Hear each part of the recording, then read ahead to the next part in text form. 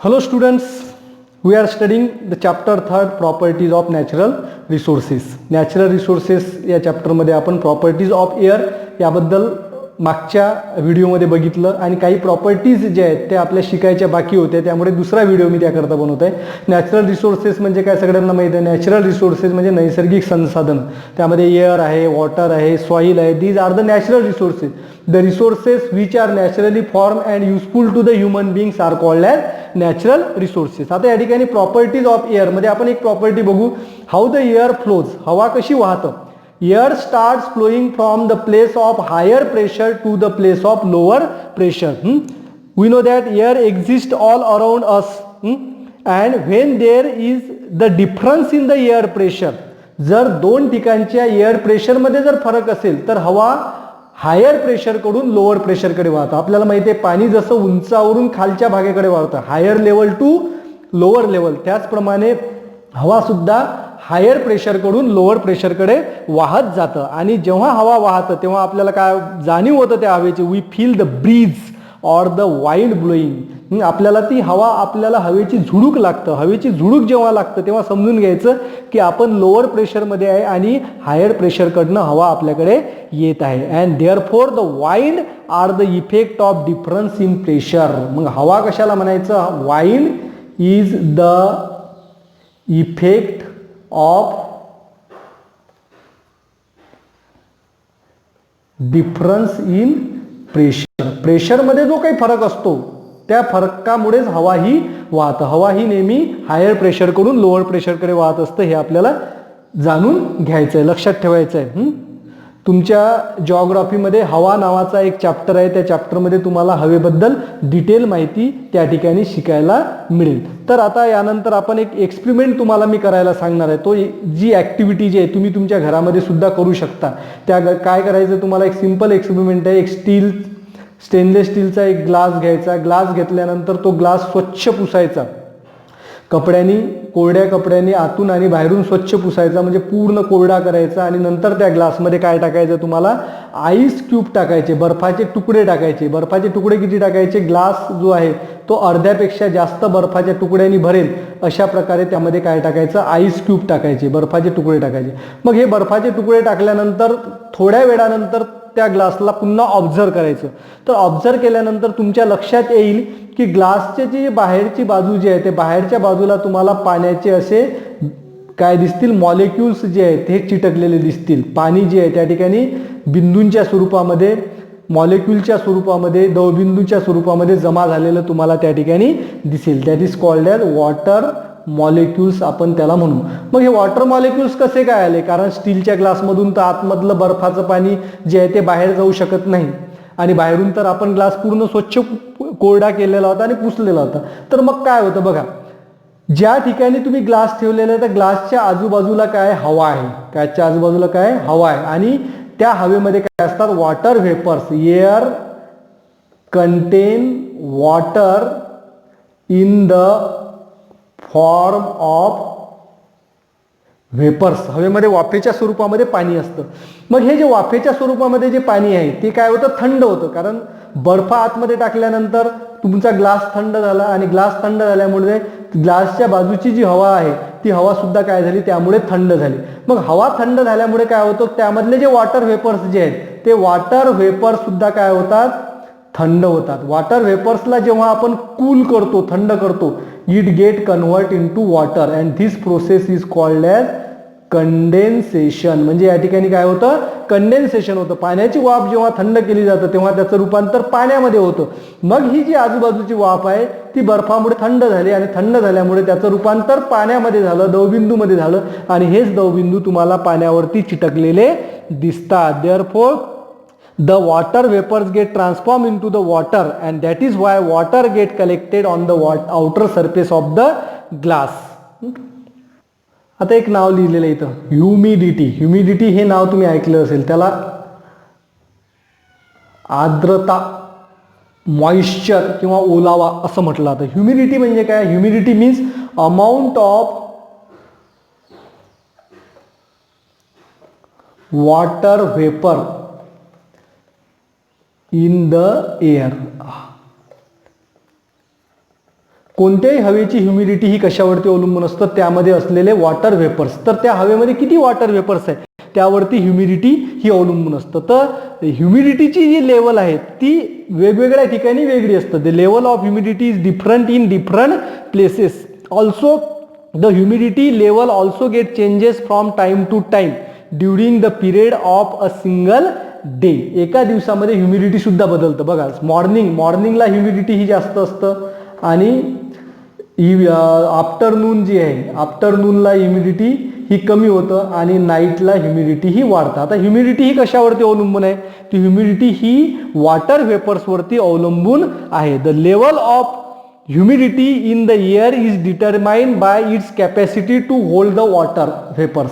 तर ह्युमिडिटीची लेवल कशावरती अवलंबून आहे, capacity of air to hold water vapour. तर हवेची वॉटर व्हेपर सामावून घेण्याची क्षमता किती आहे त्यावरती ती ह्युमिडिटी अवलंबून असतं. For example during the morning. आता मॉर्निंगला काय होतं की हवेची वॉटर व्हेपर सामावून घेण्याची कॅपॅसिटी ही काय होतं, कमी होतं, कारण ऑलरेडी त्यामध्ये वॉटर व्हेपर्स हे जास्त असतात आणि एक्स्ट्रा जे वॉटर व्हेपर्स आहेत, जे जास्तीचे वॉटर व्हेपर्स आहेत, कारण कॅपॅसिटी कमी होतं, मग वॉटर व्हेपर जे असतात तर जास्तीचे वॉटर व्हेपर्स जे आहेत ते कशामध्ये रूपांतरित होतात, ड्यूमध्ये रूपांतरित होतात. At the dawn or night. Dawn म्हणजे पहाटे सकाळी जर तुम्ही ऑब्झर्व केलं तर झाडांच्या पानांवरती आपल्याला दवबिंदू दिसतात. तर हे दवबिंदू कशामुळे दिसतात, तर वॉटर व्हेपर्स जे आहेत हवेमध्ये, ते वॉटर व्हेपरची कॅपॅसिटी जी आहे हवेची सामावून घेण्याची ती कमी होतं. त्यामुळे उरलेले जे जास्तीचे जे वॉटर व्हेपर्स जे आहेत त्याचं कंडेन्सेशन होतं आणि कंडेन्सेशन होऊन त्याचं रूपांतर ड्यू म्हणजे दवबिंदूंमध्ये त्यांचं रूपांतर होतं. तर दवबिंदू कसे तयार होतात हे तुम्हाला समजलं असेल. तर during this humidity level it has been affected by the temperature. तापमानाचा सुद्धा ह्युमिडिटीवरती फरक होतो. More the temperature less will be the humidity and less the temperature more will be the humidity. जसं तापमान वाढतं, दुपारला टेम्परेचर हे खूप जास्त असतं आणि टेम्परेचर जेव्हा जास्त होतं तेव्हा हवेची वॉटर व्हेपर सामावून घेण्याची क्षमता वाढतं आणि क्षमता वाढल्यामुळे त्या हवेमध्ये जास्त वॉटर व्हेपर सामावून घेतल्या जातात आणि जास्त वॉटर व्हेपर सामावून घेतल्यामुळे ती हवा जी आहे त्या ठिकाणी काय होतं, ड्राय म्हणजे कोरडी होतं. आलं लक्षात. तर ही जी कॅपॅसिटी आहे that's compared to the full capacity hold the water, the proportion of moisture in the air is less and that why we feel the air as a dry. कारण हवेची दुपारी वॉटर व्हेपर सामावून घेण्याची क्षमता वाढतं आणि त्यापेक्षा वॉटर व्हेपर्स त्यामध्ये कमी असतात म्हणून ती हवा काय होतं, कोरडी होतं.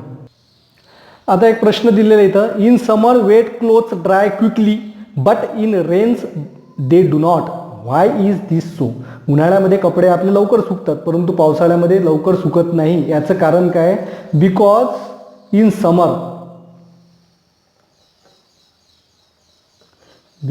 In summer air is dry and its capacity to hold the water vapour is मोर.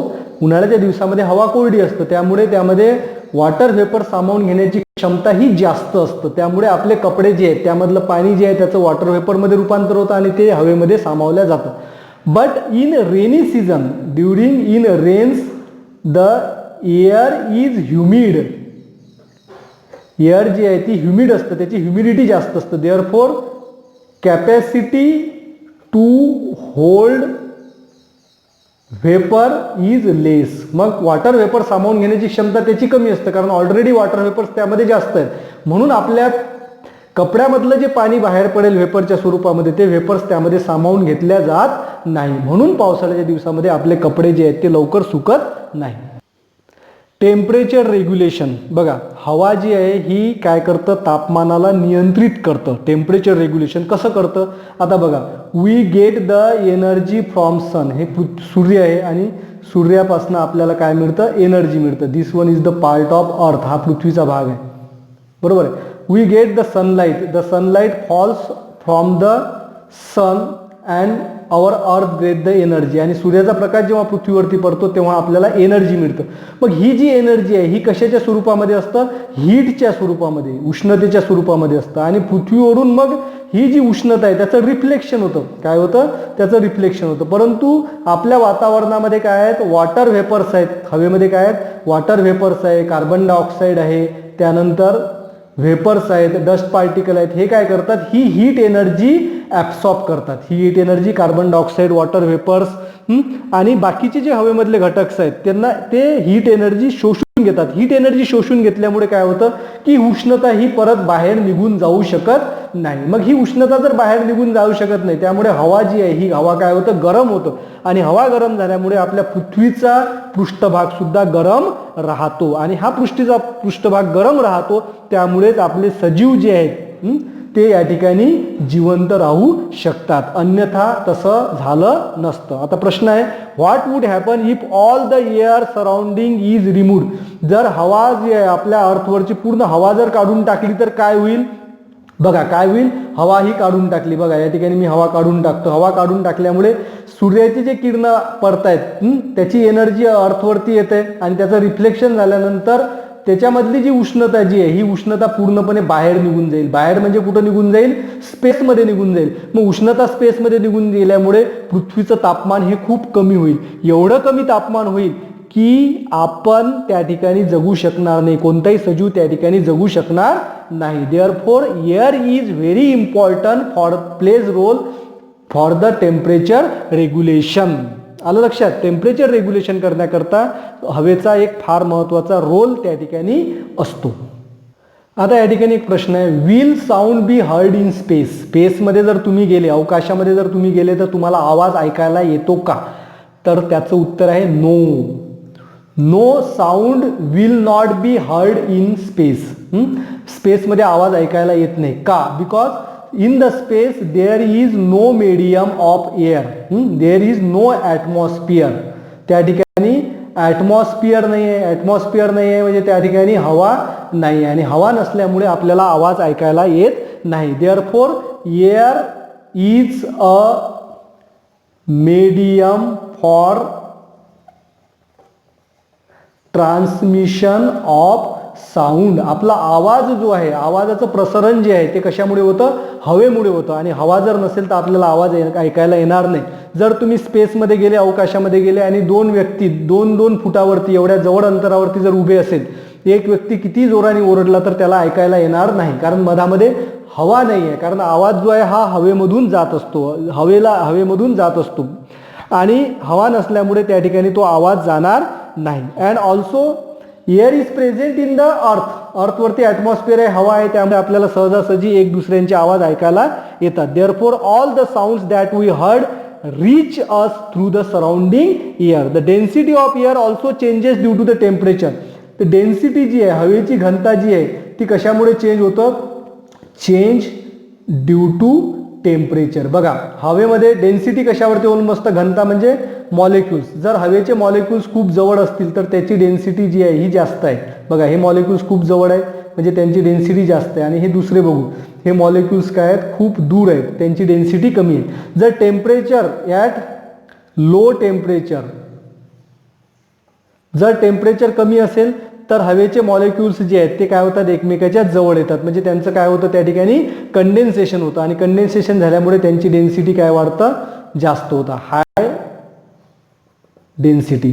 आणि टेम्परेचर जर जास्त असेल, हाय टेम्परेचर जर जास्त असेल तर हवेचे मॉलिक्युल्स एकमेकापासून दूर जातात, हवेपेक्षा दूर जातात, म्हणजे त्यांची डेन्सिटी काय होतं, लो होतं. म्हणजे या ठिकाणी लक्षात येईल, low temperature high density, high temperature low density. म्हणजे याचा अर्थ तुमच्या लक्षात आला असेल, तर हिवाळ्यामध्ये टेम्परेचर कमी असतं त्यामुळे डेन्सिटी वाढतं. आणि डेन्सिटी जर वाढेल तर डेन्सिटी जेवढी जास्त तेवढी हवामधून, त्या हवेमधून आवाज जो आहे त्याची स्पीड वाढतं. म्हणूनच हिवाळ्याच्या दिवसामध्ये in winter season we can heard the whistle of distance train clearly early in the morning.